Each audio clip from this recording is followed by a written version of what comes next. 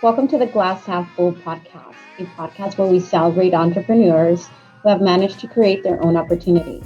We evaluate their mindset and find out if they see the glass half empty or half full. Let's find out. Today, we're joined by Dain Walker. He is a brand strategist and the owner of his own agency. We should start. Thank you, Dain, for joining us. It's a pleasure having you. As I mentioned, even in my email, I follow you on IG, which is where we found you. My colleague Jake reached out to you, and we thank you for being here. So I'd like to go ahead and just basically start off with like an icebreaker and get you to answer a couple of questions just to get to know you a little bit better in terms of what your favorite hobbies are. What would you say two of your favorite hobbies are? I would say, probably working out. I mean, I'm really excited. I just had my gym arrive today, so we still have to build it, which is frustrating. But there's that. That's probably one of my favorite things. Other than that, maybe reading books and playing some basketball. Okay. All right. Yeah. Is there one thing on your bucket list that you are yet to cross off? I want to get my skydiving license. Oh, wow. I want to be able to like use one of those wingsuits and skydive by myself. Have you skydived like the normal way? Like just on the belly of a guy that you're strapped to. Yeah. So I did that about 10 years ago, and that was awesome. I was like, that day I was like, this is a passion. I want to do this again. Wow. So it's terrifying. It's scary as hell. Yeah. Yeah. I just haven't had the opportunity. Like I've either been too broke or too busy or anything in between. Well, let's talk about you not being broke now, because from what I'm aware of is you are running a 7-figure company or agency, right? Tell us a little bit about how that process went. I went to a Gary Vee event. Well, it wasn't really a Gary Vee event, but that's the reason I went. And it was an event called Success Resources, which we have here in Australia, which is, I think it's usually about 5,000 people. They hire at an auditorium and they promote it as an entrepreneurial event. And what usually happens is they had famous speakers like Grant Cardone and all these other famous people. And they'll get up and they'll do a talk, and they're there for maybe 2 or 3 hours. They're trying to get their own value out of it. And the whole day, me and my friends were pretty bored for the most part. We just felt that it was a waste of time because we were like, man, we already know this stuff. Like we read a lot of books, we do a lot of seminars and stuff like that. We just felt like we wasted our day because it was just, we just felt like maybe there are other people in the room who were getting value, but for us, we're like, man, we want high level stuff. Like we committed a whole day to this, like teach us some stuff. Anyways, myself and my fiance are pretty much falling asleep. And then we go out and we get a coffee, and then every 5,000 people in this auditorium start running back into these tiny little doors.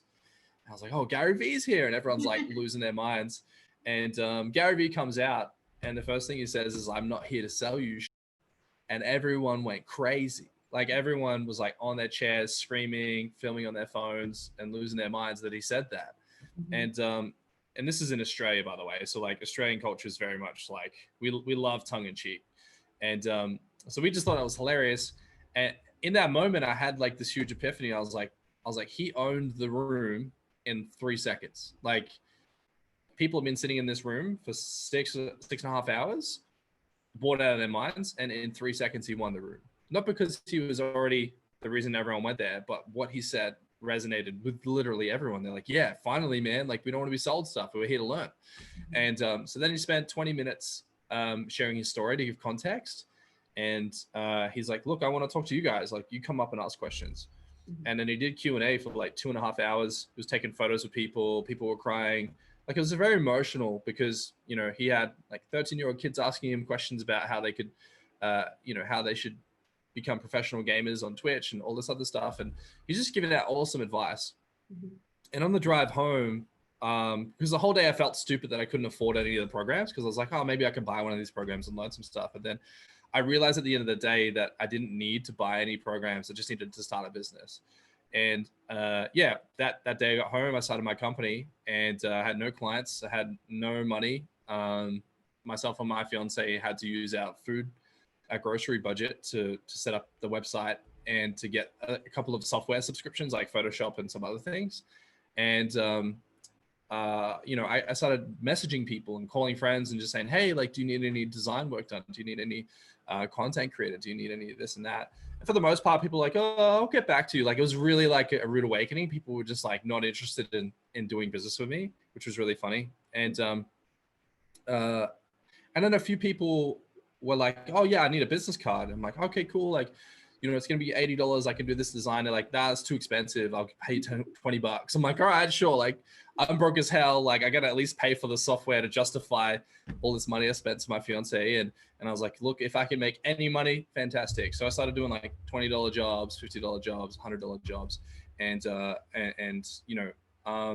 one job just led to the next. Like, then their friend would find out and then they would want to do, a poster for a gym. And then I did some posters for a gym and they did really well. Then that company asked me to help them with their logo and their branding. And then I did that. So just kind of like one thing led to the next. Then I really started to get serious about my content on social media. So I started putting out free value content. I was very inspired by Chris Do and Michael Janda. And I started duplicating their work and posting carousels on my Instagram page. And I put it on a company page, which I created, and then I put it on my personal page, and nothing happened. Like the first 10 posts, nobody cared. Like I got like a couple of likes, a couple of comments, and but I was enjoying it. I was enjoying the process of taking ideas out of my head, building them into diagrams, and then figuring out how could I teach them, because I love teaching. So I love big ideas, and I always hated it when people would teach something, but it was complicated. So I was like, how could I teach something very complicated, like, sales performance, sales pipelines, conversion, handling objections, like all these sales tactics and tips that I needed to, to build a business or other people needed. And I would be like, how could I really break this down and really dumb it down so that anyone could read it in 20 seconds and be like, I have an idea. That was my entire intention, was like me figuring out, could I do it? And I just kept doing it and doing it and doing it. And eventually people started commenting and messaging me. And I just enjoyed meeting people that were like me, meeting people that like learning and like teaching, meeting people that do graphic design and branding, meeting people that, own other digital businesses. So for me, it was a community thing, because I always feel like a black sheep when I'm hanging around with, normal people, because they're talking about, surfing on the weekend, or they're talking about, which I like talking about everything, but I'd much rather talk about, alien conspiracies and, graphic design and branding and marketing strategy. Like I want to talk about like crazy stuff. And usually people look at me sideways. So it was interesting to finally have conversations with people that kind of get me. And that just kept me going. And then after, I would say 2 weeks after that, I met a guy named Mario, and he ran a business out of New York. And he was trying to get people that sell real estate to create content. So he's like, hey man, I'm selling these people on, business strategy and any content. I don't want to have to make it. If I sold some packages to them, could you back it up and create the content? I was like, sure. He's like, how much do you want? I was like, man, to be honest, I'm pretty steamed. Like I'm working a 10-hour shift. I train in the gym 2 hours a day, spend a little bit of time like fixing my website up. I don't really have much time for your clients. And he's like, well, man, I need you like 3 days a week and I really love your work. And I was like, oh, okay, great. He's like, well, how much money do you need to quit your job? And I was like, man, if you could bring me in $3,000 a month, I'd quit my job. Just being like, yeah, as if this guy's going to make this happen. Right. And he's like, all right, done. And I was like, okay. And he's like, I'll call you tomorrow. And then the next day he called me. He's like, all right, man, I sold you 8 content packages. They're all committed for 6 months. Here's the contracts. Send me your PayPal details. And I was like, holy. And then literally overnight, I had like all these contracts and all these people that wanted content creation. And the scary thing was like, it was like not easy to make that much content all at once.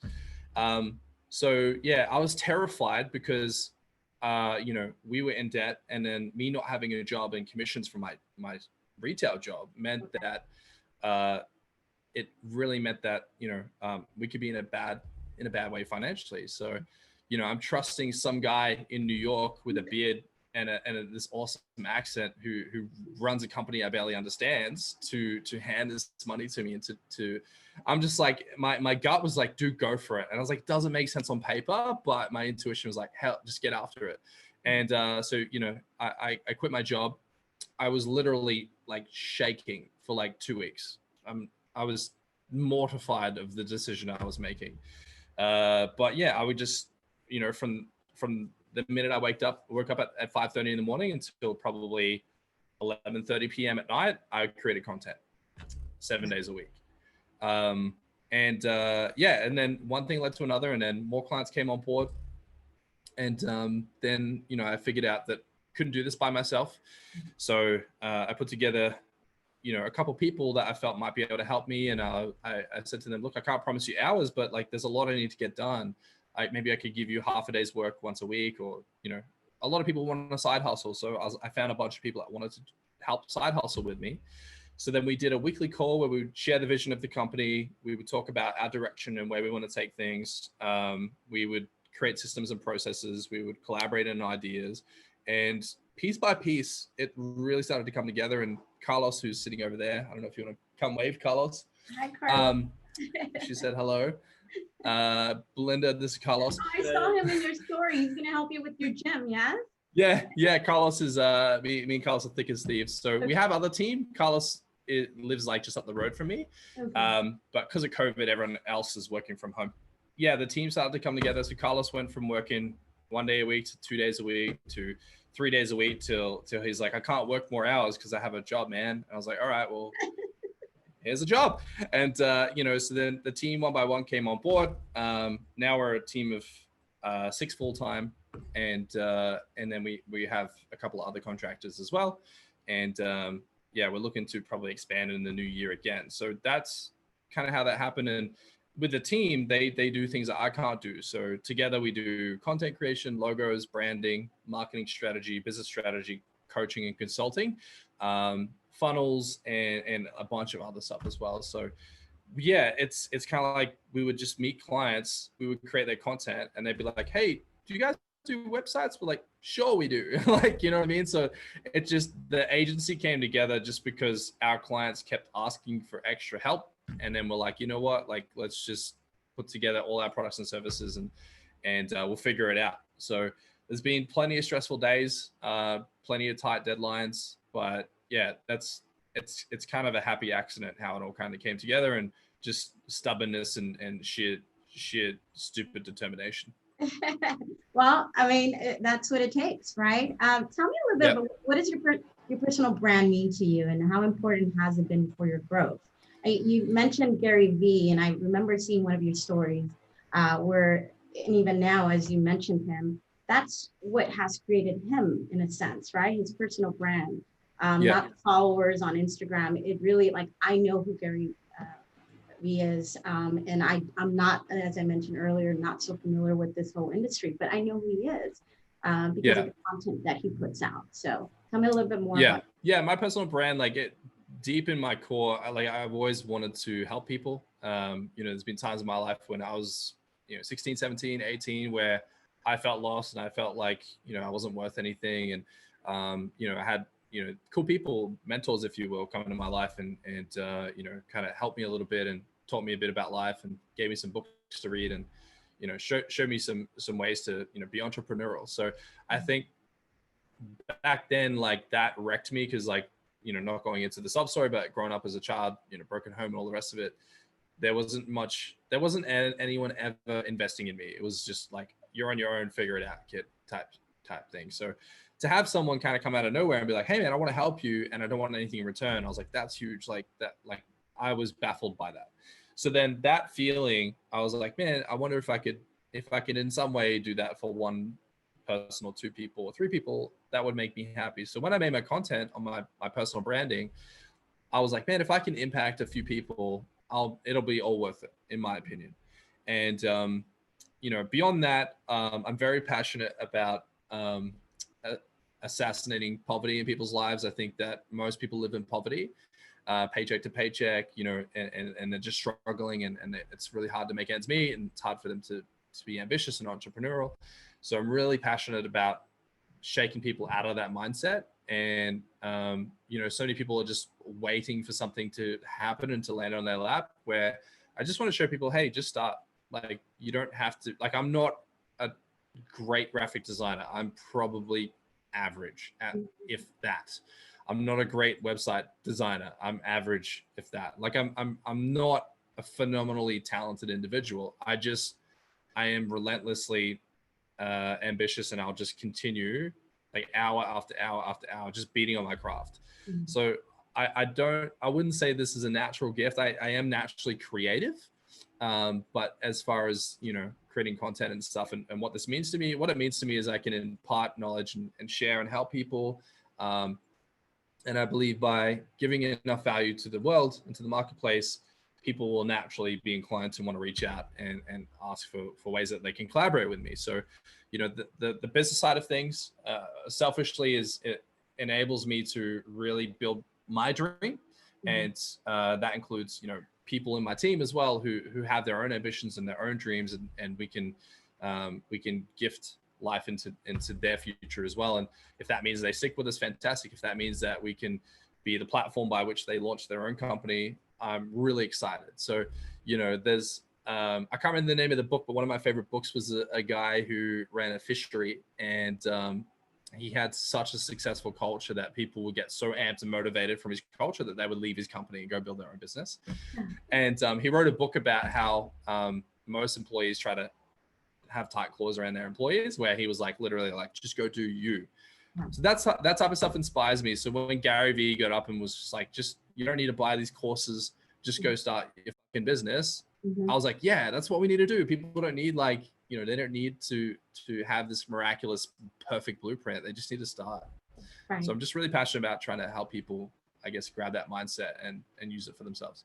And I think to be honest with you, that's the key to a lot of, I would say, your success. I see the connection you make with, everyone who's following you, and you answer questions on stories, and you kind of basically give out free advice, right? Something that most likely you have other people paying for this. So how do you, because this is something I've been noticing a lot on my social media, is these ads of, individuals for SMMA, right? How do you stay away from that bad light of, there's so many going out there, wanting you to buy those classes and all of that? How do you stay away from that? Yeah, great question. So Tyson, who helps, basically, he's a co-founder in the business. He had this amazing description of what other marketing agencies have done, because he's worked in probably 7 other marketing agencies, not the same as what we're doing, but in the same hemisphere. And he said most of the time, and this is for business owners listening to this, or people that are entrepreneurial, be aware of this, is most people will call themselves a marketing expert, a branding expert, or whatever type of expert, and they'll create a product or a system or a framework that might have some success, might have some results. But here's the thing, is so long as that product sells, they're going to validate internally that, hey, this product is valuable because we sell it. Doesn't mean it delivers. So just because a company sells something and they sell a lot of it doesn't mean it's actually going to work. It just means that a lot of people will suck it into it. So you just have to be aware that most marketing experts are just a company selling a product, 2 or 3 or 4 different products with a high profit margin. And no matter what problem you come to them with, hey, I have this problem, or I have that problem, or I have a branding problem, or I have whatever the problem might be, they're going to try to find a way to fit what they have with your problem. That's the economy, that's the marketplace, that's what happens. However, our ambition is, if a client comes to us and we genuinely feel like we can't help them with that product, like yesterday we had a client come to us and bought a marketing package, and he gets on the call and starts telling us his problems, and we're like, dude, you don't need a marketing, like, we're going to deliver this and it's going to help you. So we would either like to give you a refund or put you in our coaching program, because that's what you need. And it's actually less profit for us and more value for him. But we are so empowered by, like, that's what he really needs. And if he can get something better elsewhere, we'll tell him go elsewhere, because we believe that if we just do the right thing, people are going to want to come back and work with us anyways. And he was blown away. He was like, really? Like, whoa, like, I can't believe you guys aren't just like, I've already paid for this. I'm like, no, man, we can either give you your money back or move you over to this product, because this is not going to help you with, you need to go sort out your structure and your systems. You're not going to market yet. Your business is a mess. Like, we need to help you get structure. We need to help you get some leadership programs and resources in place, and then come back to marketing when you're ready. Because otherwise you're going to go to market, you're going to get all these new clients. You're not going to be able to handle them because you don't have the systems and framework for it. So I think that if you're looking at SEM and or SEO and Google Ads and all this stuff, like, yeah, that stuff works and it is fantastic for business, but it might not be what's going to help you get to the next phase. Oftentimes and this is legit, like the best place to go to when you have problems with your business is you need to go, okay, what is our brand? And you need to go create a brand. Because a brand is everything. It's the core of your business. Why you exist, who should care, what makes you different, and what your position is in the marketplace, and a bunch of other things. So that's almost like the personality of the person that is your business. So if you imagine your business as a person, the brand is the personality, and the marketing plan is like where that person hangs out. Is it going to bring in the right clientele? Is it hanging out with the right crowd? So if you imagine a guy in a business suit in a Metallica mosh pit, the crowd's probably not going to connect with that guy, and that guy's probably going to feel a bit out of place. Right. So it's a lot of businesses are that guy. They're hanging out in the wrong place, trying to find another guy in a suit. Like, so when we talk to businesses, oftentimes they're being misdiagnosed. Like, unfortunately, they're trusting companies and marketing gurus and whatever guru. They're trusting people to diagnose their business effectively, and it's rarely the case. Right. And I'm great you mentioned that, because I had read an article on medium.com where it says 90% of new companies fail. And what you just said, that's probably why. But I guess in a sense, what advice would you give those two that read that article and say, well, 90% fail, then I'm not going to do it. Have you seen that meme where it's Jim Carrey out of Dumb and Dumber, where she's like, there's that lady out of that movie Dumb and Dumber was like, I don't think we could ever be together. Oh, and then Jim Carrey's like, so you're saying there's a chance? Is there a chance? I'm the 1% then, like perspective. But then you have to back that up with legitimate game plan. You can't be airy-fairy, and you can't have shiny object syndrome. You have to be very thought out. And a good quote, I don't know where this quote comes from, I can't remember, but I think one of my mentors shared it with me. He said that millionaires talk about money, billionaires talk about systems. And he's like, millionaires aren't wealthy, they're broke. He's like, their money can run out in a year or 2 years. I was like, oh my goodness. Like, it gave me goosebumps. I was like, man, if a millionaire is broke, then what does that make me? But it was true, because it's like, well, what's the difference between a millionaire and a billionaire? They're not in the same category. They're dramatically different. The point is, what for them to at least position yourself as a millionaire or whatever success you want to have.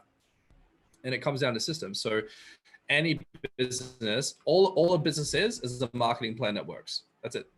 You have a brand and a personality, and you have a marketing plan that actually gets customer and converts. And if you can figure out how to get the brand right, how to get the marketing plan right, and have it all work cohesively, it's honestly just a system. Same as McDonald's or any retail chain. It's just a process. Just create a process and a system. That's why Howard Schultz has the most successful coffee franchise on the planet, because he created the best process and system on the planet for making coffee. I think currently he's opening 7 stores a day right now in China. So most of the time, business owners that are trying to get off the ground, everything's in their head. Like, I talk to business owners every single day. I'm like, what's your business plan? And I'm talking about people that make $500,000 a year, $700,000 a year, 1.7 million a year. I'm like, where's your business plan? They go, I don't have one. Well, how do you figure everything out? Oh, it's up here. Where's your data? I don't have any data. So it's scared the living daylights out of me when I started talking to millionaires. I'm like, hey man, show me the data for the last 12 months of clients. Oh, I don't have that. Are you kidding me? Like, you're running a multi-million-dollar business and you don't have data?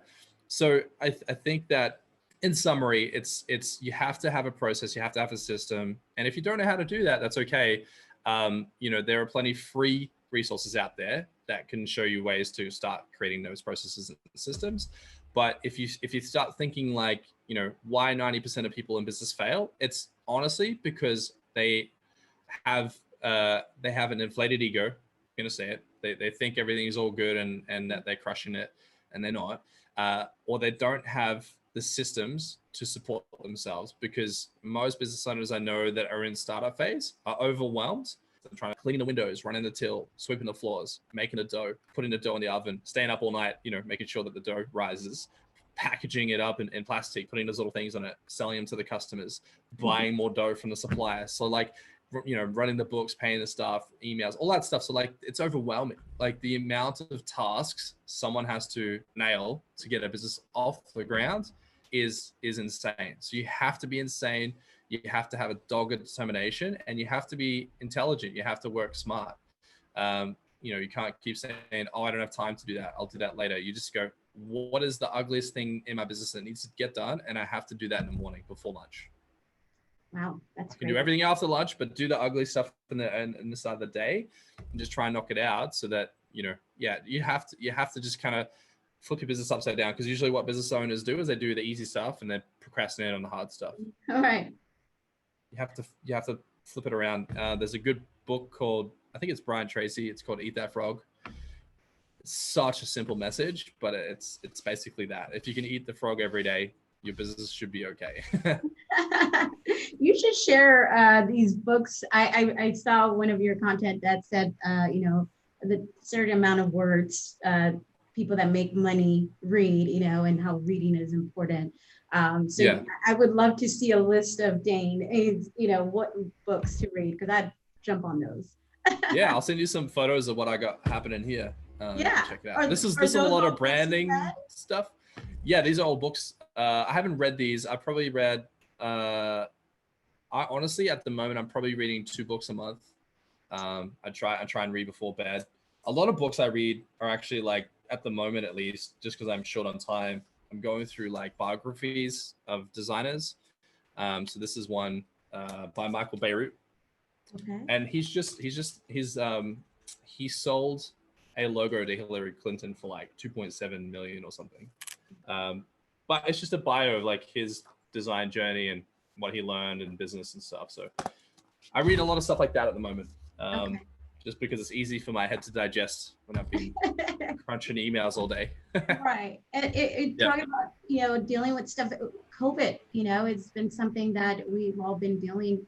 How do you deal with the stress of it? How do you manage? And has your company had seen any, difficulties because of COVID? Yeah, it's a really good point. I have to be really sensitive here because I have quite a controversial perspective on how I handle it. This works for me.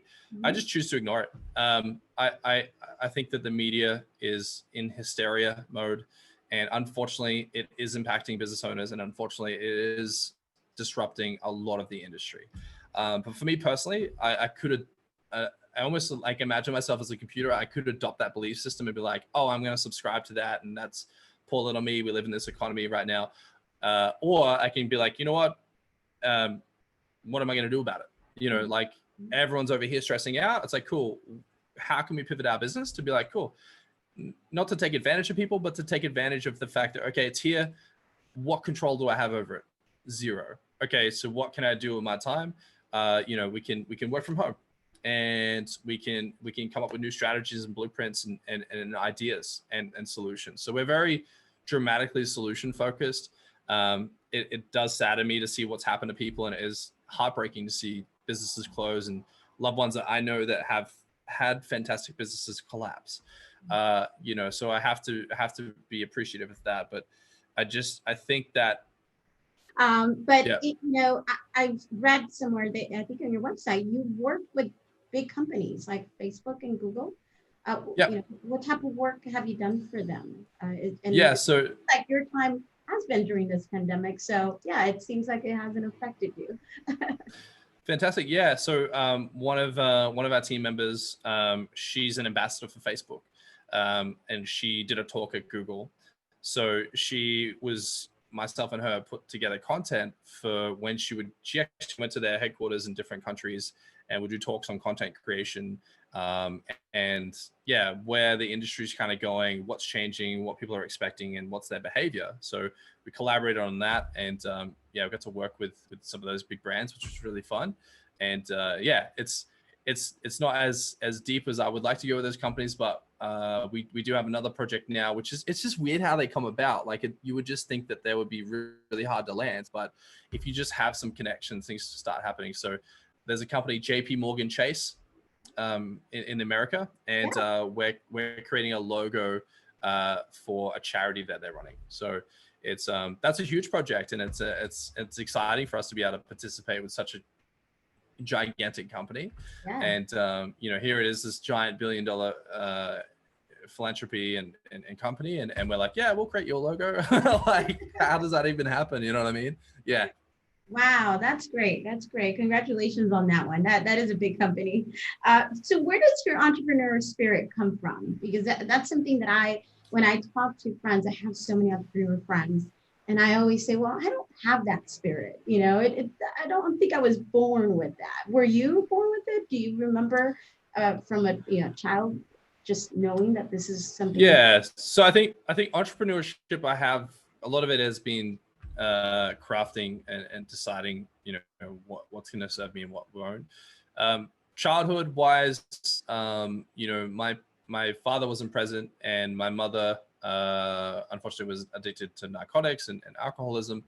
And so from a very young age, I would have to entertain myself. I would have to look after myself, feed myself. Like, I'm talking about the age of 4. Like, okay, I'm going to make myself breakfast. Like, I'm going to find something in the fridge to eat. Like, you know what I mean?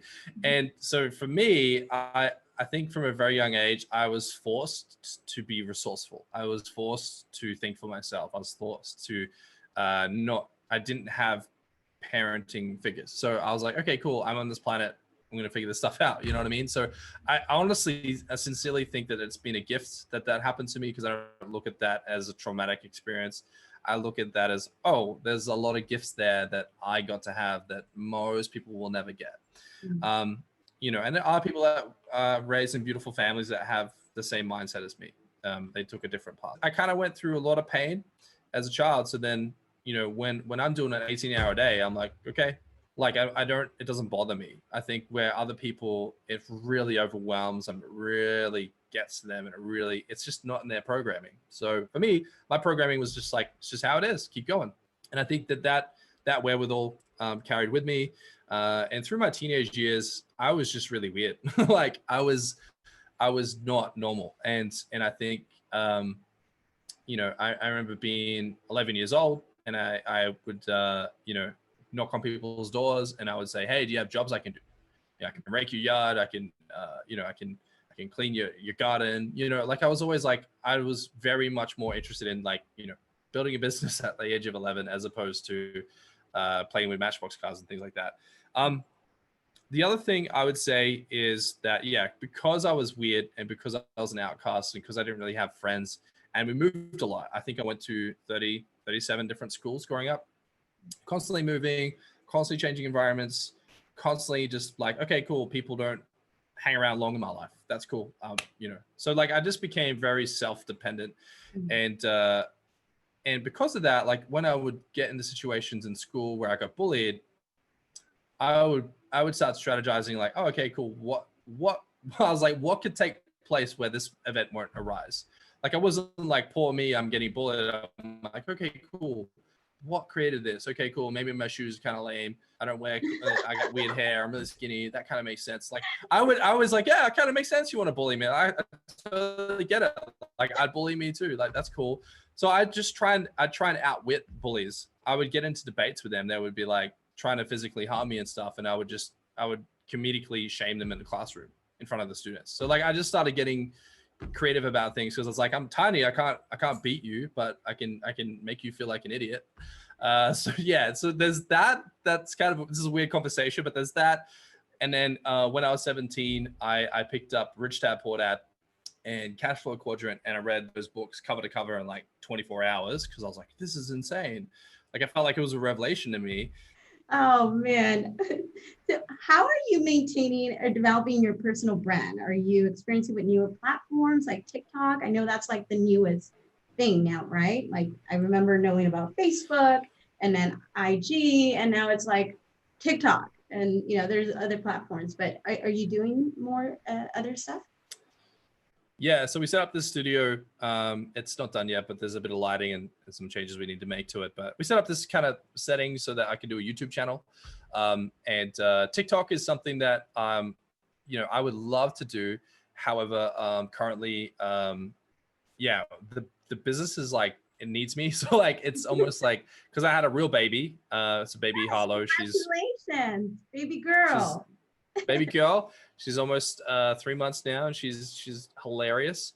She'll wake up at 4 a.m. laughing, and she just thinks it's awesome to wake up at 4 a.m. in pitch black and just start laughing. So yeah, that happened. Plus, having a business is kind of like having a baby. So me and my fiance joked that we had a baby at the same time. I had the business, she had the baby, and yeah, between that, we are swamped. But as soon as I do have a crack free time, I definitely want to get on TikTok. I want to have a crack at that. We are doing some stuff on LinkedIn. So LinkedIn's going great. Instagram's going fantastic. But yeah, we definitely want to crack the code on TikTok and YouTube. That's the next gambit for us. Great. I also heard, have you started your podcast? Because that was something that I remember thinking, oh, this is great, because you mentioned that it would be more of a tutorial type of podcast. So I'm tuning in, and I'm sure many will want to tune in. Have you started that already? That is coming soon. So that's going to be our first video content for YouTube. But yeah, we wanted to kind of put a spin on a podcast. We're like, man, there's tons of podcasts out there. Like, what can we do that hasn't kind of been done yet? And we're trying to think of a way to create, tutorial-based podcasts where we actually go through and teach something, as opposed to interviewing. A lot of energy into that, and it's going to be a challenge. Can you let our listeners know where they can definitely find you? I know IG. You let them know where that is. Yeah, so that's probably going to be a few months away, to be honest, just because we're trying to get all our ducks in a row with the agency. Then we got Christmas, then we got the New Year, New Me thing. We thought we would slow down this time of year, but everyone's like, I need things done for January. So we're like, all right, like January is this launch pad for a lot of businesses, and people think something special happens in January. So yeah, we're flat out. The agency is definitely my main focus, unfortunately, for now. But we cannot wait to start creating additional free content for people to digest on podcasts, book format, more courses, YouTube channel. We're going to do more free stuff and some more paid stuff as well. Great. So a couple more things. If I guess what would be just an advice for these newbies, entrepreneurs that just want to get started at this point, even after reading that 90% fail. So what would be something that you definitely let them know? So now you're speaking to our listeners who want to be entrepreneurs just like yourself. Yeah, I think the best place to start is always commitment. You have to imagine like a marriage. Like you have to be like, if you got to the altar and your loved one's standing there, and the priest said to you, so till death you take this loved one, and then you say, it depends how I feel that day. If I feel like it, I will. Mm-hmm. That's not going to be a very successful wedding. So I think that, for entrepreneurs out there, we talk to people all the time, like every single day, people starting businesses. And honestly, it's just commitment. They're not committed. They're just like, oh, it would be nice, or I should do this, or, I'll do it on my time. It's like, if you want to start a business, you have to be a psychopath. You have to get crazy about it. You have to start thinking like the universe is out to help me. Like, and I am going to use every minute of my day to make this thing happen.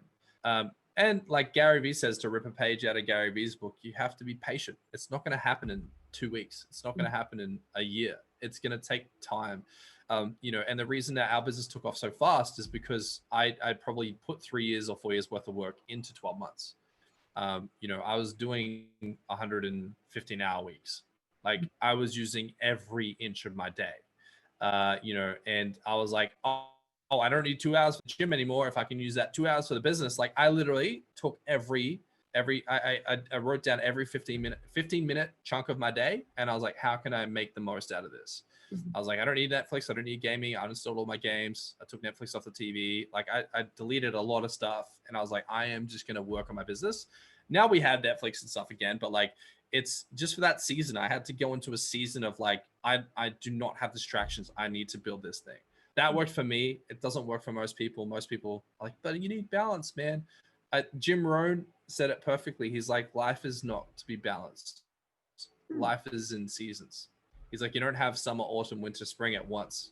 You have summer and then autumn and then winter and then spring. Like life is seasonal.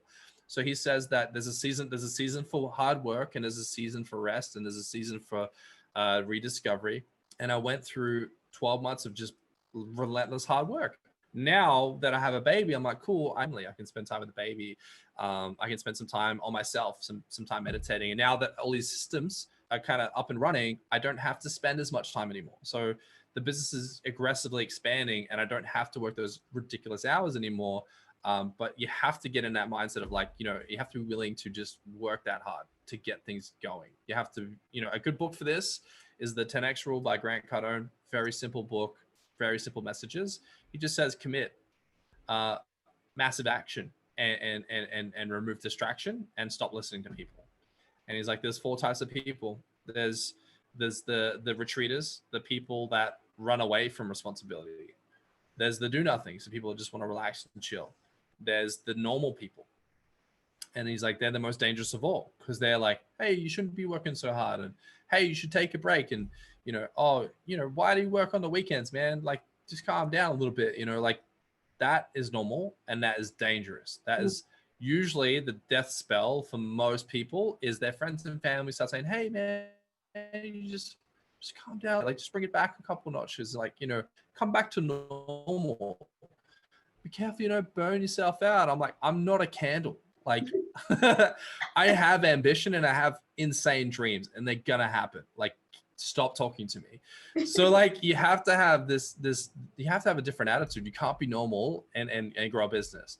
Then number 4 is massive action. So the people that are just like the crazy people, like athletes, people that are training, 14 hours a day to become a Paralympic athlete. You have to get yourself into a mindset of, you want a legitimate, successful, thriving company, you have to think like an athlete. You have to train. You have to create processes. You have to measure. You have to look at data. How am I growing? How's it performing? Where are the weak points?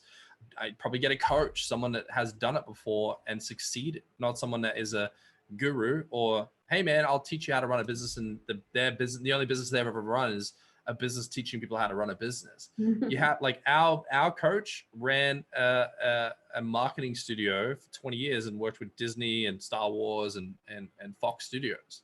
That's our coach. He is like, he's the one looking at our business, and like, we go to him, we go, hey, this is our new product. He's like, this sucks, but people are buying it. He's like, I don't care. Do this. Why do we have to do that? Because this is the reason. Okay, well, let's try it. We try it. Clients are happier. Oh, fantastic. He knows some stuff. So you have to get a coach. You have to think about the health and fitness of your business is determined on the expertise and the knowledge you're injecting into it. So if you don't have much knowledge or expertise, find someone who does. And if you can't afford someone, get their books, get their podcasts, save up for their programs, buy their programs. Like, when I was learning sales, I bought Grant Cardone's University. I bought his books. I listened to every single sales audio that he ever had released ever. Like, and I would listen to them on repeat, like again and again and again and again. So much so that I was like, if I could recite the 10X rule, I probably could. I could do like chapter 1 is this, chapter 2 is this, chapter 6 is. I know the books and I know the programs, and I read so much of them that I could walk into his company and I could start doing his process. So if you have someone in your space who is an absolute genius at what you're trying to achieve, digest everything that they've produced, and use every bit of resource you can to gain as much.